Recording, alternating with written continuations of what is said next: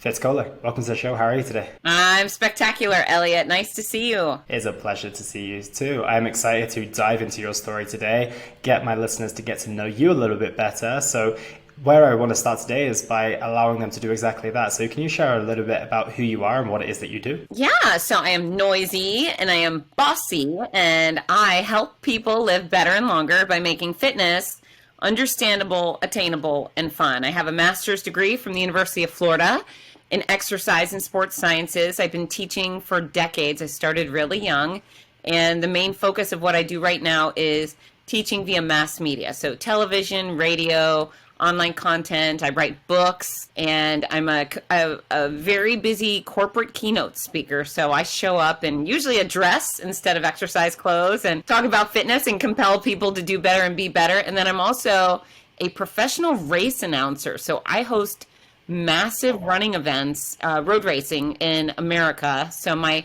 marquee events include the Los Angeles Marathon and the Big Sur Marathon and Buffalo Marathon and Fargo and so forth. So I stay busy, and it's trying to dumb things down and get people to understand that their health is important and that the tactics of achieving it are really simple. That's amazing. You're definitely on the right show today, being the Simply Fit podcast. The aim of this is to simplify everything and give people actionable takeaways for their journey. So we're definitely on the same page there as well. And I want to roll back the years a little bit. What piqued your curiosity when it came to health and fitness to lead you down this route and this path? Yeah, so I got hurt playing soccer or football and blew my knee out, had surgery. I went to physical therapy or physio, and that physio said, hey, you need to continue strength training or you're going to re-injure your knee. And so my mom lied. She said I was 15 so I could join a gym. And I started working out, and I fell in love with it. I enjoyed the process. I enjoyed the people. I started taking classes. I was working at a business here called Cinnabon, where they make massive cinnamon buns, high school job for minimum wage. And the manager was pretty mean. So at some point I quit that job and I applied at the gym. And the manager said, it was a Tuesday. He said, well, have you ever taught a class? And I said, no. He said, do you want to teach one on Friday? And I said, okay. So I didn't have any skills or certifications or anything. I just thought, all right, I'll give it a try. And thankfully the class went really well. And I just fell in love with the interactions and helping people. So I got the basic certification, and then, I went on from there. But I truly believe in this health and fitness thing, hook, line, and sinker, and, helping others achieve health means so much to me. It's its own reward, right? I love that I can make an income doing it, but it really is just special to help people. Absolutely. And it's incredible because you mentioned that your journey started early, and I assume that first class was taught when you were in your teens. Am I right in saying that? I might have just turned 15. Yeah. Yeah, no way. Fresh. I couldn't even drive a car on my own. So yeah, it definitely started early, and obviously we're some decades down the line now. So what keeps you inspired to keep going? Because I know a lot of people in the fitness industry, I know that you mentioned is a privilege, and I personally feel the same, but I know that so many people within the industry, they maybe just pass a decade and they're thinking, okay, I'm growing tired of this a little bit. Maybe I need to go find, I put this in quote unquote, but a lot of people say I need to find a proper job, and then they go and leave the industry, and it's pretty sad to see. But what keeps you going compared to a lot of people who lose their passion along the way? So it's twofold. Number one, I never get tired of people doing better and being better. It's my rewards, where some people get trophies and plaques for their professional accomplishments.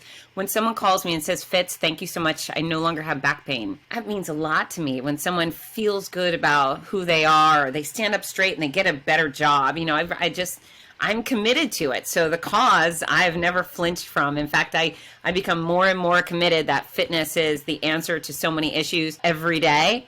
And then the other thing is I've been able to turn it into a career. So, I do know as a personal trainer, you don't get any sick time, you don't get any benefits. If you're not doing the job, no one's paying you. And I've been able to turn it into a career with residual income and then higher paying jobs. In fact, other than people buying my books, which is a small amount, I don't have any capacity to take money from people. So corporations pay me for the work I do, and then I get to give the quality advice. I get to tell people the truth for free. I never want a dollar to stand between me and helping a person. So I just think the way I've created my career, it's worked out for for the long haul. Absolutely. And talk to us about the transition between teaching that first fitness class to what you do today as a keynote speaker, as someone who does a lot of corporate wellness, who announces the race. There must have been a lot packed into that. So dive into what that journey has looked like. Yeah, so I mean, first it was just as many classes I could teach, and I just thought, this is fun, I want to do more of it. But even as a kid, and I was a kid, I thought, wow, this is super important. And everybody around me was semi-overweight, even if they were athletic. And I thought, it's important to get to people while they're young.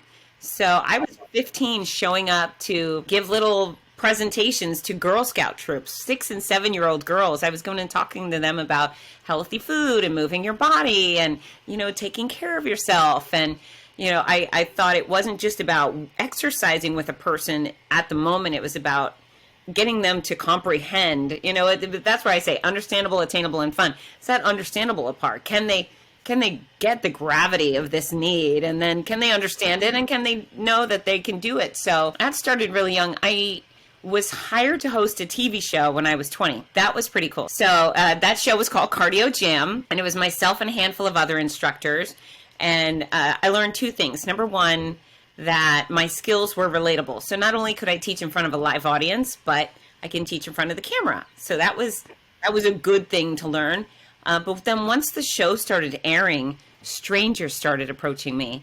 And it was just gripping when a stranger would come up and say, "Are you Fitz?" And I'd say, "Yes." And they'd say, "I love your show and I do it all the time and I've lost 17 pounds. Thank you." And I thought it would just blow me back every single time that I was able to help strangers. And so, that right there, I was all in and I wanted more of that. I just, because if you're teaching a class, maybe you get 50 people max. But the fact that I was teaching thousands, who knew what the number was, right? So I started appearing on television news, which allowed me to get an even broader reach on simple messages, tools people can use to become fitter today. But then I started writing articles for magazines. And soon after, I started getting letters, handwritten letters in the mail that would say, "Thank you so much. This resonated with me," and yada, yada, yada. So I've never looked back. I love what I do. And I've taken a bunch of twists and turns, but my laser focus has never turned from fitness and health. Absolutely. And a big part of your journey, when I was doing some research on yourself, is the battle that you had with cancer. And now there's a lot that you do on that topic, and you speak to those people who are maybe battling it themselves, who have gone through it, and obviously weaving in health and fitness. Can you run us through that story a little bit? Because I think that that's going to be very inspirational to add to an already inspirational story. Yeah, well, you know what? I'm the exhibit A. If it can happen to me, it can happen to anybody, right? And so we're all responsible for taking particular actions. But in February of 2019, 7 weeks after a crystal clear mammogram, I went in, I did the due diligence. They looked and they said, there's nothing there. 7 weeks later, I was at a race weekend. I was actually running a race that weekend. I got out of the shower and I rubbed my underboob and I found a lump. And my world spun out of control. I picked up the phone instantly. I was on the bathroom counter and standing there naked. I called the doctor, and that set me up for the appointments and the scans and the biopsy. And within about a week or so, that I was told, "Hey, you have breast cancer.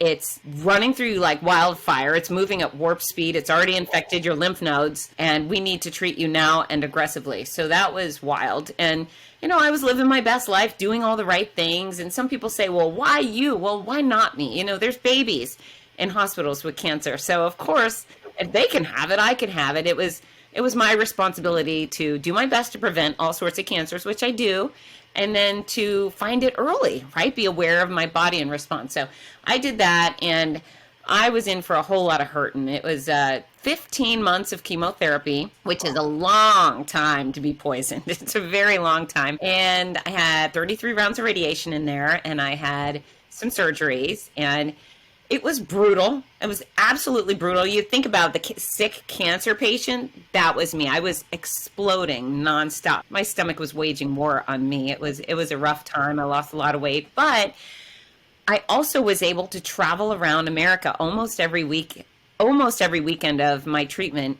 announcing races, even though I was sick. And the only reason I was able to do that was because I was so healthy and fit coming into this crisis, and I remained healthy and fit. So it wasn't just about, oh, she used to run and she used to do this. I had many days where I was stuck in bed, And if all I would have done was lie there in bed, my deterioration would have been even greater. My muscles would have atrophied even more. Instead, when I was in bed, I was doing the things that I could. I was stretching, right? I was stretching my hips and my arms. I would do a little strength training, maybe some Supermans and bridges for my back. When I got in the shower, I would stretch.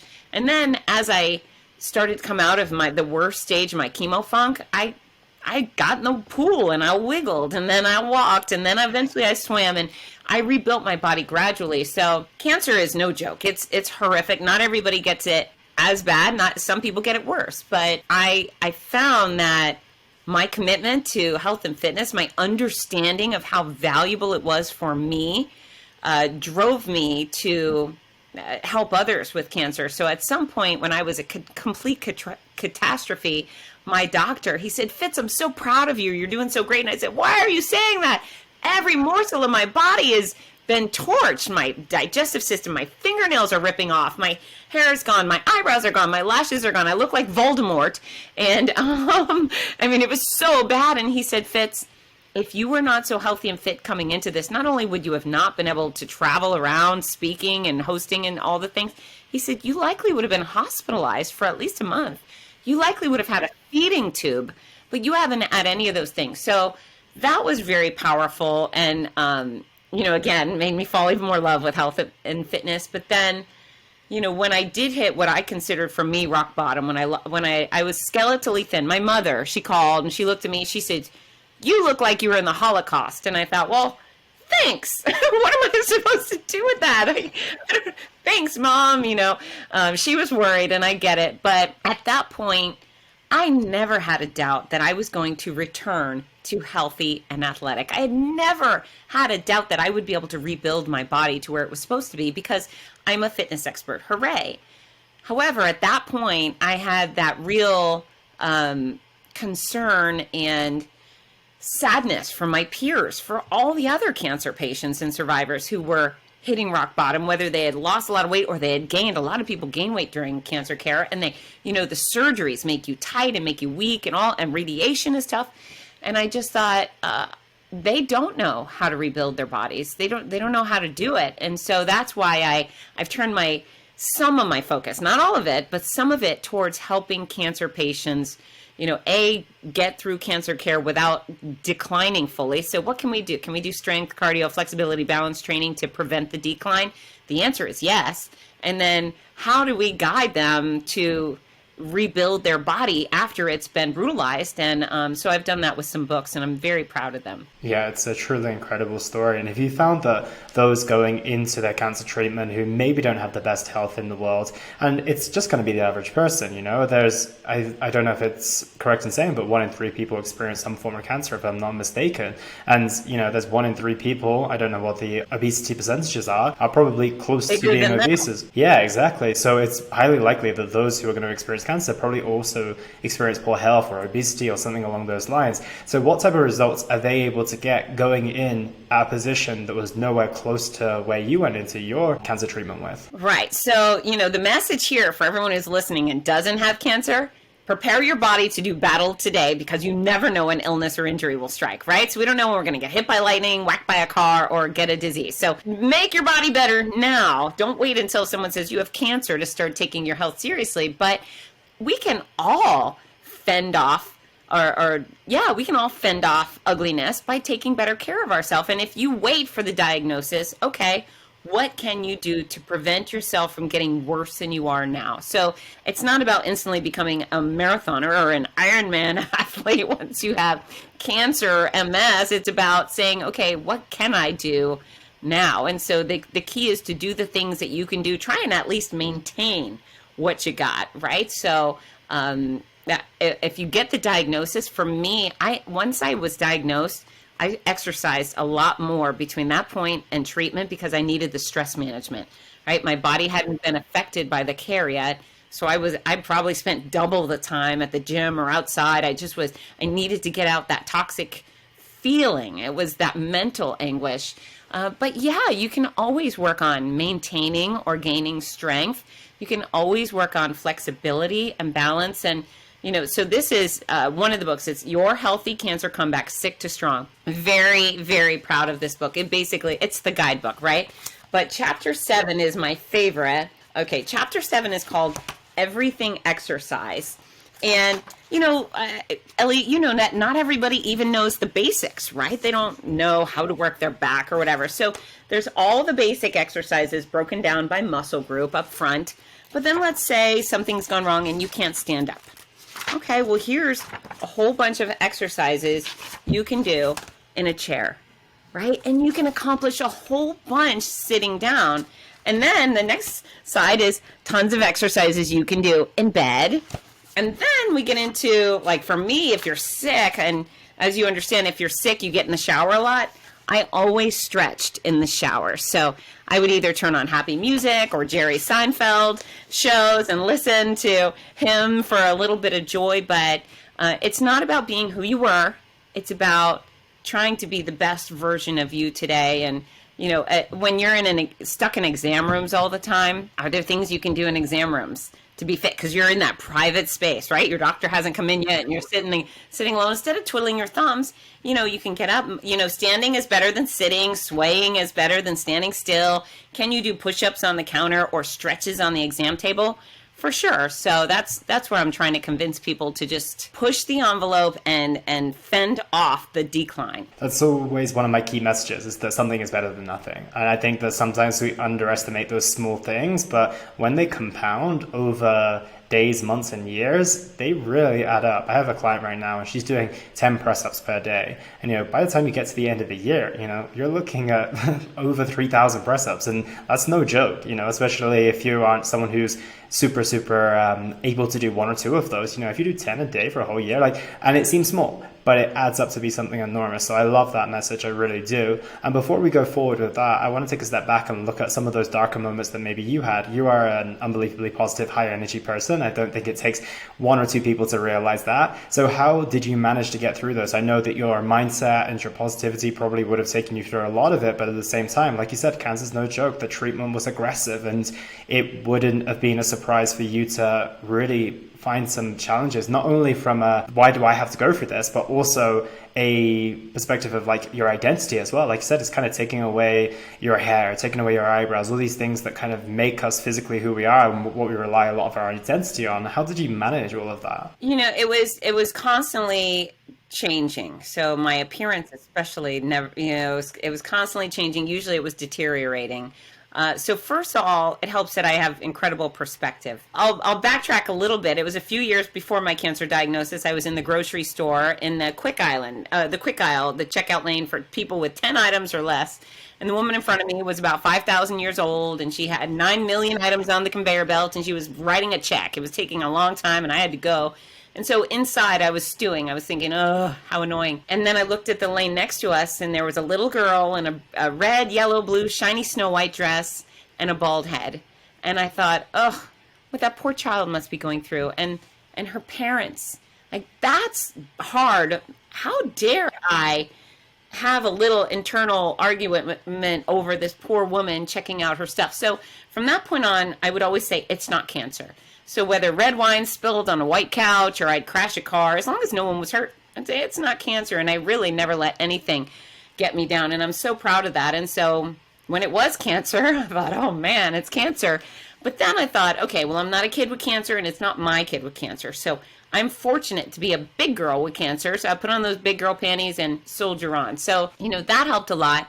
I confess I did probably cry almost every day. I wasn't immune to sadness and stress, but I would cry and then I'd get it out and I'd get on with it. I would find a reason to be happy. I would normally cry alone, pathetically, in my bathroom or in my car. And I just needed to vent it. And I knew tears dry. It's okay. And I'd move on. And so I know exactly who I am, right? So even though I was sad to lose my hair is not who I was. Someone actually said oh, your hair is your trademark. And I thought, how dare you? My trademark is my big brains and my big mouth and my ability to help people. That, God forbid my trademark was my hair. But I still was sad to lose the hair. I was sad when my fingernails ripped off. I was, there was a lot of things that were just really challenging, and the medical procedures were scary. And so I would just kind of talk myself through it. I would allow myself to have a few tears, and then I would remind myself, you've built an international business, you've raised two great kids. I used to be a competitive kickboxer, and so I would coach myself up on the inside. I was saying, Fitz Koehler, you can do this. You've done hard things in the past. You can do this too. And every single time I sat down, and they would normally poke me in the needle right in my port in my chest, which is awful. And I would coach myself up. And so, how fortunate your clients are to have you with them, Elliot. But if they get diagnosed and they have to go to chemo, they have to go by themselves. Like, my husband couldn't have taken any of those shots for me.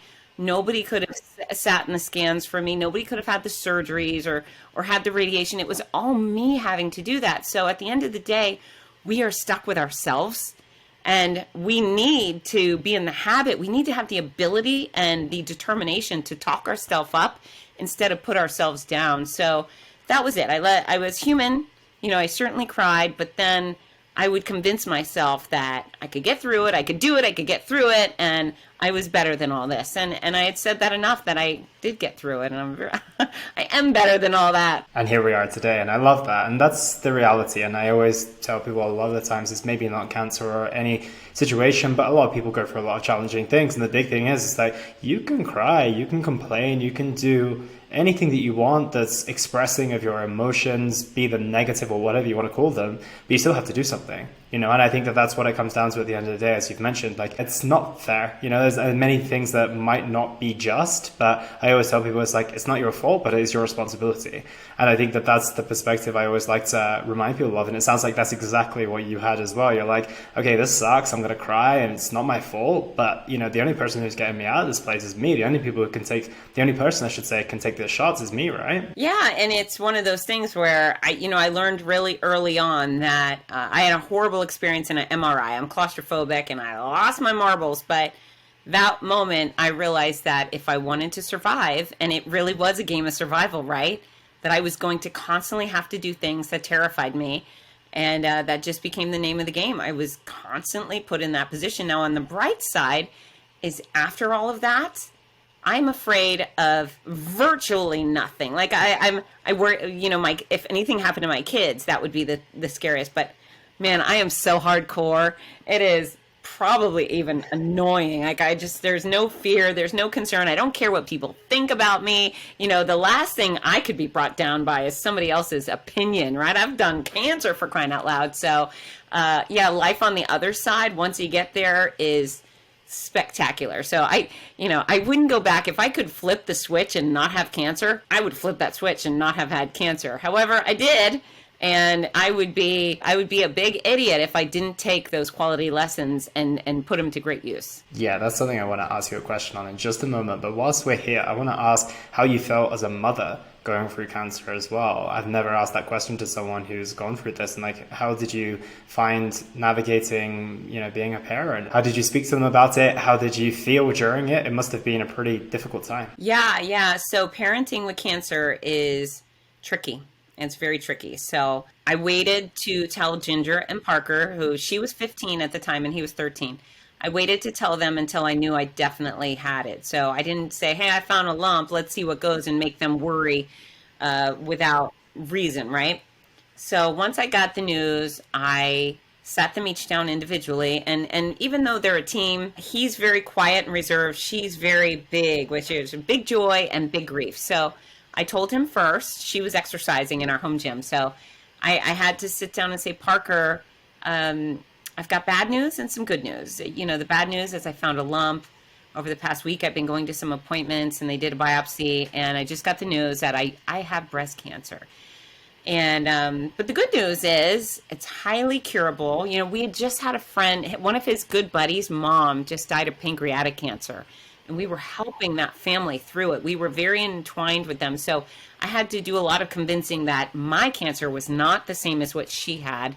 And I have much brighter outcomes, much better percentages. So, I told him, and he was reserved, and he said, Mommy, I think you're going to look really cute bald. And I said, oh, sweetheart, thank you, So a few months later, or many months later, when things had turned and I was doing well, I said, Parker, did you ever think I was going to die? He said, oh yeah, right away. I believe definitely you were going to die. But he didn't let on at all when I told him. It was very interesting. And then, so he was told and kind of like absorbed it. So then I brought my daughter in and I had the same conversation with her, and she just wailed. I mean, she wailed. It was agonizing. And I was still in a place where I really wasn't sure if I was going to survive this thing. I didn't get it yet, but I was desperately trying to convince her. I was like, no, I'm going to be fine. It's interesting what you will say. You will say and do anything to protect your child from fear and suffering. And so that was interesting. And it was hard. It was probably took her an hour to calm down. And but here's the beauty of kids. Kids are resilient, especially if they have their own activities. So you have their school and sports and friends, and it was just a few weeks before they were making fun of mom's bald head, right? So we have a fun family, and they're resilient. My kids are great. I made efforts not to scare them. So some people like to bring their whole family in for chemo. The last thing I wanted my kids to see me is get poked in the chest with a needle. I didn't want them to see the fear in my face when they came at me with those big needles. So I never brought them in for treatment. They showed up when I finished chemo, my last day. They came to the lobby and welcomed me, and we did a little TikTok dance, and we had some celebrations.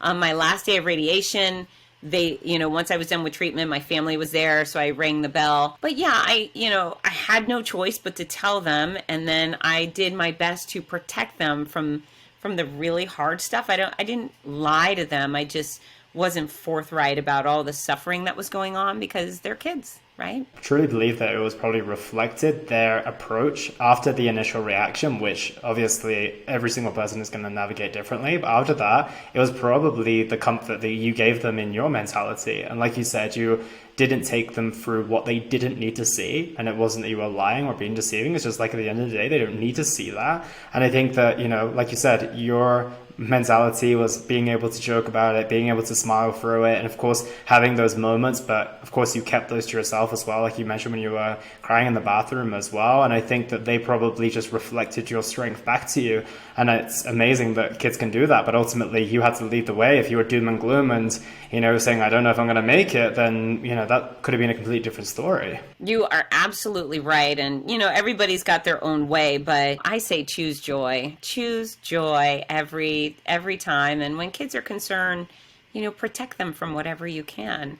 I'm grateful that I was able to do that and I survived. Not everybody is so fortunate with their cancer experience, but yeah, I protected them when I could, and it worked out. Absolutely. I love that message. And then you rang that bell, you did your TikTok dance, you headed home. I'm sure that felt amazing. What was your life after that? The first couple of weeks, I'm sure you were I know that you didn't slow your life down too much because you mentioned you were traveling across the country every weekend, but at the same time, it must have been like, well, wow, I have my freedom back, but at the same time, maybe I have to build things back up again. Yeah, so it's interesting. I break my chemo into two different parts. So the first 5 months we called the mean chemo. It was a concoction of 4 really nasty cancer drugs that just were awful. They were awful and great because they killed a lot of cancer cells. But then I had 15 more rounds, 10 more months of a different chemo, which was less mean, but still awful. We called it Godzilla. So there was mean chemo followed by Godzilla, which real name is Kadcyla. So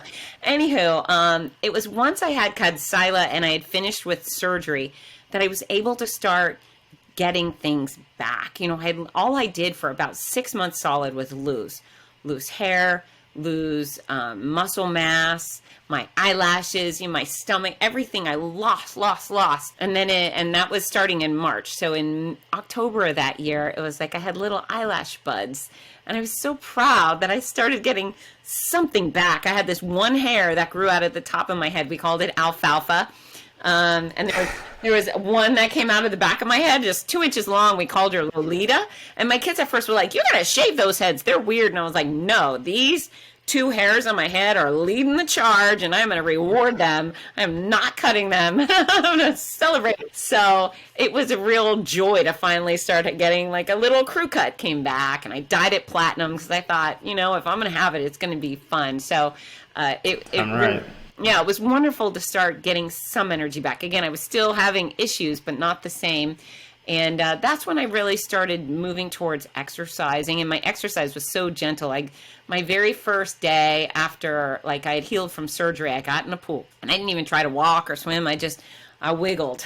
I got in the pool and I wiggled for 20 minutes. I was so proud of me, and the wiggling became maybe stretching in the pool. And eventually I started strength training and walking and doing those things a little more aggressively. And it was wonderful to start getting things back. Now, after all of it was over, when I finished all the treatment, it was when COVID had come. So I didn't have the same opportunities, and I was really irritated. And, people may not like to hear this, but I was pretty ticked off because I had just fearlessly traveled the country as the most immune compromised person on earth, hugging thousands of sweaty strangers, and they were shutting down the world for a virus. I was like, are you kidding me? Are you kidding me? You're shutting down the world. So I was pretty cranky, but thankfully I live in Florida and our governor has a real respect for freedom. And so I finished chemo May 10th of 2020. And a month later, a Spartan race came to Florida, obstacle course race. And I was like, I'm going to do that. And so I had my surgeon get my port out quickly, and we sealed it. He's like, I'm not giving you permission, but just put tape on it. I said, okay. So went out, and I was so happy. I was the slowest person out there. I failed at like 60-70% of the strength challenges, but I was so proud of me, and it was filled with storms had come, and Florida's really soggy. So there was hip-high waters, running through trails, falling in muck. It was just pure joy, where so many people will show up. Either they'll be terrified to try an obstacle course race. Oh my God, it's really not that hard. You do your best, go as slow as you need. And if you can't do a challenge, fine, go to the next one. So I was the slowest and I was the happiest. I was so proud of me. And then I got a little cocky. And the next week I signed up for a sprint triathlon, which was a few hundred yards swimming and an 11-mile bike around this big hilly lake, and then a 2-mile walk around. I was like, I'm going to do it. I had been working out until that point, and that was hard. It was, I hyperventilated through the swim for some reason. I just kind of freaked out in the water, and, I was the first one in and I was the last one out. And I got passed by pregnant women and elderly people and little kids. They all blew by me, but I got out of the water and I was proud. I got on the bike, and I might have been to about mile 8, and it was kind of hilly. And I was looking for the finish line thinking, oh my gosh, where am we going to get there? But I was really proud. Like, look at me go. I'm on the bike doing a try. And at the very last block of that race, it was so steep. And so I'm trying to ride the bike up the hill. I can't do it. I have to dismount. I'm just stuck there, and I'm hyperventilating, and I'm going, and there's a volunteer trying to like encourage me. And then there's the cops behind me with the red and blue lights, because they always follow the final finisher to make sure everybody gets home safe. So, so I'm there, and I got the cop behind me, and I've got With this your entourage. Yeah, and I can't even speak. I can't even get out the words chemo. This is, they're looking at this trim woman thinking, why is she in such bad shape? But, and all I can think is, how cool is this? This is hard, but this is way more awesome than the hard thing I was doing exactly 1 year ago, which was the mean chemo, right? So I was so proud, and I finally walked my bike up the hill. The 2 miles on foot was mostly walking, a little bit of running, but I've never been so proud of myself. It really it was such a wonderful welcome back to health and fitness. And did I suck wind? You betcha. Was I the last? Absolutely. Was I the happiest? Yeah. So, my return to health and fitness was just filled with joy. I was so happy. Yeah, I have no doubt about it. And you didn't put yourself in the shallow end, did you? You just dived straight back in, gave your body zero chance at all. But at the same time, how amazing it is that you can overcome that. Like you said, you can apply that perspective. Anytime you're going through something hard, now I'm sure you're like, well, 1 year ago it was mean chemo, 2 years ago it was this. And I know that you had perspective before because of you, funnily enough, used the cancer analogy in the past, right? But now you can really use it, right? Yeah, and it's a shame that some people would take cancer, for example. I mean, I had great perspective before, so lucky me. But I don't want anyone to be sitting around not pursuing adventure on any level. Well, your adventure maybe is hiking through the forest or hang gliding or whatever it is. But so many people just let their life slip away. And then when someone looks them in the eye and says, "Hey, man, you may not have so much life left," you start panicking, thinking, "Oh, I shoulda, woulda, coulda." So don't wait. Just start. Start today. And if you fail, big deal. If you're slow, big deal. If you're last, big deal. It's better to be the person out there doing something than the person doing nothing. Absolutely. And I think so many of us come from the perspective that we think we have to be good at it. And the reality is that you don't. You just need to do it for the experience. You want to do it for you, and you might find that you're good at it. You might find that you're terrible at it. But at the end of the day, what's the goal here? To try it, to enjoy it, to have experiences, or to be the absolute best? One of my coaches gave me that perspective a little while back. He was just like, you can just be in the top 10% of the country or the world or 20%. You don't have to be the best at it. So you can stop putting yourself with like a ton of pressure and have fear of starting something. He's like, just start it, see how you go. And if you enjoy it, then maybe this isn't a pursuit that you're going to be elite at. But at the end of the day, what is your goal here? There might be other things in which you do want to be elite at, but maybe you do find a ton of enjoyment in this. And the fear of not starting because you don't think you're going to be good at it is something that's only going to hold you back. You're never actually going to find out whether you're good at it or not, to be completely honest either. Right. And I really enjoy the giggles that come with doing things I'm bad at. If I tried a belly dancing class today, you betcha I would giggle a lot. And would I impress nobody? I would impress nobody, but I also don't care. Remember, other people's opinions is none of your business. It's not my business what people think of me. So as long as I'm enjoying the process and my body's benefiting, it's a win-win. And I can imagine mindset is a big piece of the books that you've written, especially in that comeback. Mm-hmm. Yeah. Do you have a title on mindset? So I'm going to show you chapter number 1 of Your Healthy Cancer Comeback. Control. That's it. It starts there. And you can't control it with your body. You got to control yourself first. So mental fortitude is a huge message. So my memoir, My Noisy Cancer Comeback, there's a lot of mental stuff, but it's intertwined in all the books just because it's so necessary. Without it, you're nothing. And that's exactly, I want to hear about, because if I don't think that a lot of people recognize that when they go into these things, the power of the mind and the body working together. Sometimes it's the body on its own, sometimes it's the mind on its own, sometimes it's none of the above. And I want you to talk about that a little bit more, because you've definitely built this strong and resilient mindset, and you've mentioned that word control. So you can dive into what that means to you and some of the key components of the mindset that's resilient, that's strong, that can get through these things. Yeah, so we talked about perspective, and your tattoo is perfect. Perspective really is the key to happiness, I believe. Number 2 is passion. So for me, even before I had one drop of drug put into my body, I had committed that cancer was going to take my hair, some of my energy, maybe my good feelings, but it was not going to take special time with my kids. So if Ginger and Parker had a show, a sport, a ceremony, I was going to be there no matter what. That was commitment number 1. Number 2 was my career. And not everybody loves their career. I adore my career. I've worked so hard to build it. I have earned my rightful spot on those stages I stand on. And I was not going to let cancer take those things. And so, the real miracles for me was when it comes to work, traveling across the country with a stomach issue is not fun. But once I would get to where I was going, even if I had to sleep on the hotel bathroom floor that night, wake up, drag myself off the ground, get dressed, and I'd go over to the start line stage, or my stage where I was speaking. And the second I stepped on my stages, absolutely everything that was wrong with me disappeared. I wasn't sick. I wasn't tired. I wasn't suffering. All I felt was joy and excitement about the event I was hosting and these extraordinary people I was serving. And so for me, my kids and my career. For you, maybe it's football, and maybe it's tennis, and maybe it's art or music or gardening, whatever it is, the things that you love most, they should always be in your life. And so on good days, yes, you should build in your passions into every good day. But on the bad days, even more. You need them. And so let's just say you love animals. Great. Spend as much time as you can with your animals, but perhaps you're in the hospital for whatever it is. All right, well, can you read books about animals? Can you watch a TV show about animals? Can you get on your phone and watch funny or inspiring animal videos? Yeah, you can do that. So they can always be a part of your life, and sometimes you have to force those things. So it's perspective, it's passions.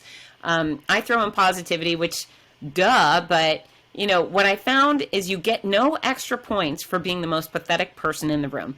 And some people might err on that side, like, oh, if I look super sad, they'll care about me, they'll pity me, they'll give me extra attention. It's not really the kind of attention we want. That's not, I outright told people, listen, this is what I got going on. I'm going to be fine. It's going to be hard, but you can not pity me. You can root for me. So let people root for you, but don't ask them to pity you, because that comes with no reward. There's no benefit. It'll drag you down and drag them down, and everyone will be down and nobody's having fun. So perspective, passions, positivity. Remember that you can do hard things. You got to talk yourself up. And I've forced in a thing called strawberry moments. Do you know what strawberry moments are? No, I don't. Okay, so my children go to this sleepaway camp every year. It's called Camp Crystal, and it's 2 weeks or 1 week at a time. But what they do with the campers in the evening is in the cabin you're staying in, all the campers gather around and they have to share their strawberry moments from the day. And strawberry moments are virtually your best, your favorite moment from each day. And so during summer camp, those moments look like I won the rowing competition or I learned a new funny song. But with cancer, you gotta pick your strawberry moments too, because again, things can be hard, things can be dark. If you force in the joy, if you're forcing in looking for the bright sides, you're going to come up with them. So perhaps you got a funny text from a long lost friend, or you got good news, or maybe your nurse was really sweet. But there's always going to be a strawberry moment in every one of your days, even the darkest ones. And if you focus on those things, it will really lift you up. So that's my thought process on mental fortitude, Elliot. I think it's very complete, and I love the strawberry moments. It's very much like expressing gratitude, right? It's a nice way of packaging that in something that maybe seems like a lot of people hear the word gratitude and they're like, yeah. But if you say strawberry moments, like, oh, this is a new phrase I can use, and I like it because of the more, as you said, you reinforce these things, the more you let that light in, the more you see it. The more you let in the darkness, and the darkness is strong, and the light is also strong. And you've just got to pick which one you're going to go for, but you can trust that whichever one you're going to go for is the one that's going to prevail. And I think that's a beautiful perspective to remind people of. It's like there's light and dark in almost every situation, and sometimes there's more dark than light on first glance. But at the end of the day, it comes back to your word control that you start your book with. It's like, well, which are you going to allow to come in? Because you have control of that. So the third book is The Healthy Cancer Comeback Journal. And at the very end, the last 100 pages is a daily journal where you can log your exercise, your nutrition, your hydration, your sleep. And then on the other side, there's a whole section for strawberry moments. And so it's daily, it's got to be intentional. And you're right. People could focus on the worst aspects. And I ran into a friend at the gym today, and he was telling me about one of our volunteers for our American Cancer Society breast cancer event we put on every year. And I contribute to that. And Kemp is his name. He was telling me that one of our lead volunteers died in January of pancreatic cancer. He said he was diagnosed in December and he died January. But all he could tell me about was this guy laughing and just finding the bright side of things. And what a wonderful tribute to someone that they were even facing imminent death. They were still a delight. And, I talk about control, and lucky me, I had a curable type of cancer, right? And I took my health very seriously. I did all the things that I could. And that's really where control comes in. It's not controlling everything. It's controlling what you can. But I hope that if things would have gone south for me and my disease would not have been curable, that I would have still controlled as much of my final days as possible. Would I have wanted to have care at home? Yeah. Would I have wanted to be surrounded by particular people? I would have. Would I have had my favorite music playing? Absolutely. And my wish, if they're going to plan a funeral type service for me, everybody has to exercise first. So they would say, okay, before you come to Fitz Koehler's funeral, everybody goes exercise, and then we're going to come in and we can do a little bit of crying, but then we're going to talk about our fun and funny experiences with it. So control is for any situation, right? And a good attitude goes for any situation. Cancer's hard, but if you're going to face it without any joy, that makes that experience so much harder, so much harder. Absolutely, I can imagine. And the final piece I want to touch on with the mindset is your self-talk. It sounds like it's always been very, very strong. Was that something your parents kind of instilled in you when you were younger? What did your upbringing like that kind of helped you with this positivity and this vibe that you've had? Or is it something that you cultivated yourself from just very young moments? So I think there's a couple of things. I was the youngest of three. My brother's 9 years older. My sister's 6 years older. I think I was very frustrated that they were doing things that I wasn't allowed to do. So I was constantly arguing my case that I can do that, I can do that. So that was in my nature to try to do whatever they were doing. But I also, in high school, I would try out for various sports teams, and I was getting cut. I had knee surgery, and I wore a knee brace, and I just was slow. I wasn't very good. I was a little overweight, and I just wanted to be on a team. So I tried out for soccer, football, tennis, cheerleading, volleyball, softball. I tried out for all sorts of sports and got cut. And I remember coming home crying and my mom saying, well, this is building character. And I finally would say, I'm enough of a character. I just want to be on a team. And so when I did eventually make the track team and I cheered. But in grad school, I started competitively kickboxing. And one of the things I really loved about that was that I could do it myself. So even when I was on soccer teams as a child, sometimes if I showed up at every practice, did all the right things, sometimes I rode the bench the whole time just because there was a better 12-year-old. Like who keeps a 12-year-old out of the game, right? Everybody should play at that age. But I like the control I had in kickboxing just because I was like, well, I'm going to win or lose based on me.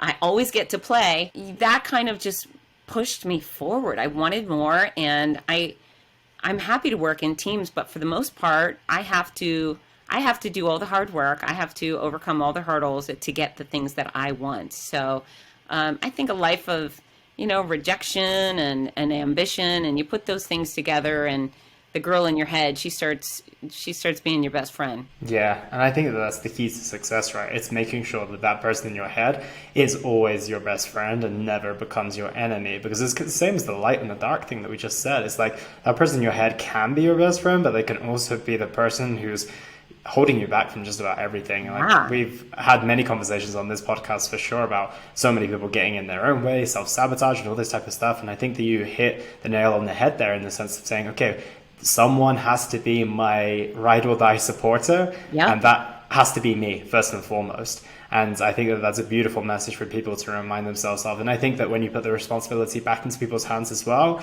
it gives them that unbelievable level of control that we've just come back to once again. And I want to fast forward to today, Fitz. What does a day in the life of Fitz look like? And what is your mission on a day-to-day basis to do with the people that you get in touch with? Well, and the day in my life, if I'm at home, it starts and ends with my dogs out on the trail somewhere. And it's usually filled with some media interviews or writing. I do a lot of work from here. I create online content. But when I'm on the road, which I leave tomorrow for Texas and California, and then I bounce all around the country, early mornings exercise, and then speaking and race announcing. And usually I'm so blessed to come in contact with so many people who just really care. They care about great communities and causes, but they're trying to do better for themselves. And there's nothing I respect more, because you and I know there's all these people doing jack. They're doing absolutely nothing to take care of themselves. And it boggles my mind. I think, how could you be so reckless with your own body? Very frustrating, disappointing. I don't laser focus my attention on those things because I know I can't do anything about it, right? I never give unsolicited advice. So those who step out and say, hey, well, I want to learn more and I want to do better, it's such a privilege to guide them and support them. And, when it comes to race announcing, that's a day off for me because I don't have to convince anybody that exercise is a good idea. A race organization says, here's 27,000 people who thought they liked to exercise today. And all the time, my job is to say, wow, you're here. Welcome. This is what you need to know. And then I get them entertained and whip them into a frenzy. I yell, go. They all leave going, woo, this is fun. And then they come through the finish line celebrating. And it's my job to make sure every last runner feels like they won. They won big today, and pour love on them. So I'm so fortunate, and all of my days are happy days. Yeah, I couldn't agree more. And I couldn't imagine the reality of like standing on that finish line and seeing, there's so many people in this world, as you've mentioned, that are against doing anything for themselves, yet you then get the opportunity to find those 27,000 plus who've decided that today is the peak of my training in some senses as well, right? Like it might be someone's first marathon, or it might be someone's first 10K or half marathon, whatever it might be. And I had a client literally just 2 days ago complete a half marathon. It was sick, but it was nonetheless super, super satisfying. She was unbelievably proud of herself. And we went through a lot in the lead up to that. She had to actually cancel one before because of an injury. So yeah, it's amazing that people have those accomplishments. It's amazing that there are so many people who do actually want to look after their health. And one question I do have for you off the back of that is, do you think it's possible for all of us to really start taking care of our health and wellness? I think if we look at the stats, it actually seems like it's not moving in the best direction, but I know a lot of stuff in the fitness industry are incredibly, incredibly optimistic. But actually, when you look at the stats, maybe it's not suggesting, or at least backing up the optimism that we have. So yes, I think fitness is the most simple, stupid science in the world. Absolutely anybody can get up and do this. Absolutely everybody can move their body in some regard. And fitness isn't complicated. There's strength, cardio, flexibility, balance. Everyone can do those things unless you're paralyzed, unless your body doesn't work. You can do all those things even at the babyest level and make baby steps. Healthy food, for the most part, especially in first world countries, is available. It's just about choosing those things, and they're not the most expensive. You can buy produce items that in season, or you can buy them in the frozen food section. There's a lot of healthy food that's accessible and affordable to the masses. So yes, I believe everybody can achieve these things. So number one, people have to understand why. People have to be compelled, buy off on the fact that, yeah, this is necessary. It's not just a good idea, but this is necessary for the outcome I would like. And then number two, we just have so much work to do combating the liars in our industry, because there's so many people that are still selling diet pills and selling diets and weight loss supplements when all of those things are phony baloney. And so how do the good people like you and I convince the masses that they don't need to spend their hard-earned money on the hokey snake oil? What they need to do is just start being discriminatory in what they put in their mouth. They don't have to be perfect. They don't have to count macros or any of those things. They have to eat the right amount of the right food for the size they want to be, move their body, get some sleep. And then I always say, remove the cranky people, because if you have horrible people in your life, they're gonna throw a wrench in, right? But yes, I do believe it's very attainable for the masses, and I'm hoping one day that you and I get put out of business, because everybody knows what they're doing and they don't need us anymore. Imagine that. That would be a dream come true, huh? What a formula to success as well. Like you said, it is just a case of choosing the right foods for your body, moving a little bit, removing the negative people, and you have got a very simple formula to success. Maybe it's not going to lead you to the dream body, but it's going to get you a very, very, maybe will, but it's going to lead you very much closer to that than you've ever been before. So I think that's the best place to start. So Fitz, this has been an amazing conversation. I have a couple of final questions for you. The first is a big one, which is, what impact do you want to have on the world with the work that you now do? Help as many people as possible live better and longer. Love it. I love it. And where's the best place for people to find you if they want to keep up with the work you're doing, or if they want to grab some of your books? I would love that. So Fitzness.com, that's Fitz or ZNESS.com is my home base for everything. If you would like autographed books, everything that leaves Fitzness.com gets signed personally by me, and these books make a great gift. So if you love someone with cancer, get them the Healthy Cancer Comeback Journal, Your Healthy Cancer Comeback, or My Noisy Cancer Comeback. Those books are also available at major retailers worldwide. So wherever you live, you can grab these books. And then I am at Fitzness on social media, on Instagram and Facebook and YouTube. And then I love LinkedIn connections too. So what I ask though is, if you are going to connect, if you follow, I promise quality content. But really what I'd rather hear you say is, I heard you on Elliot's Simply Fit podcast, and I wanted to say hello, because I would much rather have friends than just followers. So follow and then say hello, and let's see what wonderful things we can do together. Fitz, this has been an incredible and an inspirational conversation. Thank you so much for your time today. Thanks, Elliot.